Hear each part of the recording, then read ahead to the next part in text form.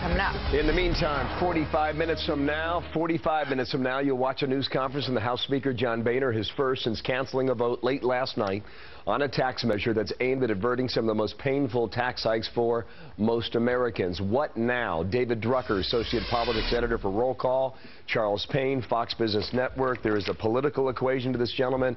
There's an economic equation to it. David started in Washington. What now?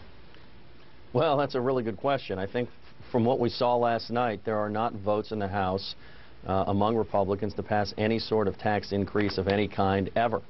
And so there one or two things are going to happen. Either the President and the Speaker, or the President and Harry Reid, the Senate Majority Leader, are going to come up with something and send it to the House, and it's going to be rejected because the President and Democrats will not vote for anything without some sort of tax increase on higher earners.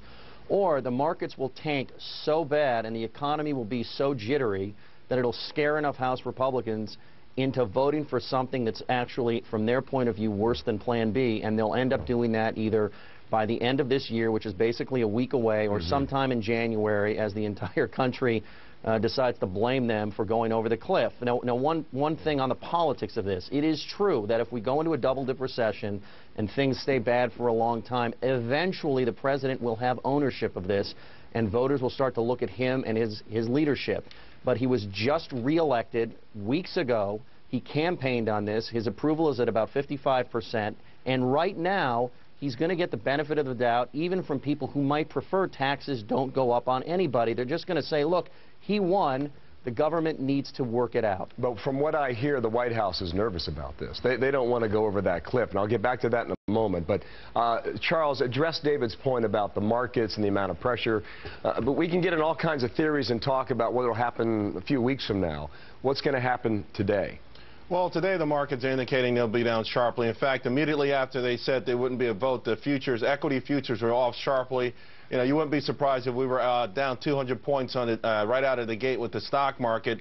You know, the market, though, the stock market really is sort of taking a role that used to traditionally belong to the bond market with respect to being the canary in a coal mine and really pressuring or attempting to pressure Washington to come up with some sort of a deal. But I would caution against using the stock market, you know, going down and really, that's a fair point. Warning as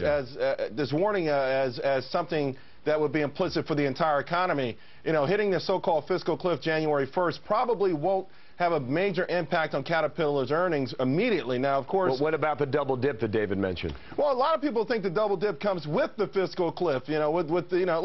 So you're saying that is a possibility? The double dip recession has been a possibility all along. You know, you take out this third quarter GDP number, which is highly influenced by government spending and one-time inflation inventory builds, and this has always been something that's been hovering over our heads. I think the goal should be probably beyond a short-term double dip into a longer-term economic solution, and that's what a lot of people are saying on Wall Street, saying, you know what? But if you got a long-term solution, that market would take off in all probability. Well, here's the thing, though, Bill, and there are two different philosophies on this, but the idea of really punishing small businesses who are at the crux of this argument and who have really been the saviors of this economy, who have really helped us avoid the double dip recession, is nuts. So a lot of people on Wall Street are now starting to say maybe a no deal is better than a faulty deal.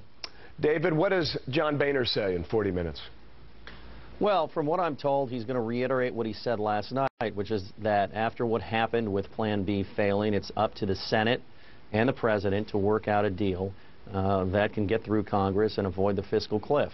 And he'll probably talk about, you know, being ready to have members here next week to vote on something that's doable.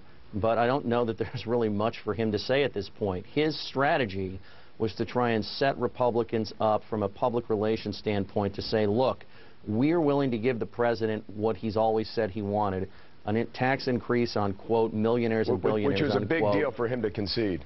Yeah, and they don't want to, and you know what, and they don't want to do it, which shows the fallacy of their argument. Well, his gambit failed, and now Republicans in the House are out of the loop. Okay, gentlemen, thanks to both of you. Late last night, apparently in that Republican conference, there was an open question as to whether or not they would even come back on December 26th. So we shall see. Yeah. Charles, thank you. Thanks. David Drucker, thanks to you.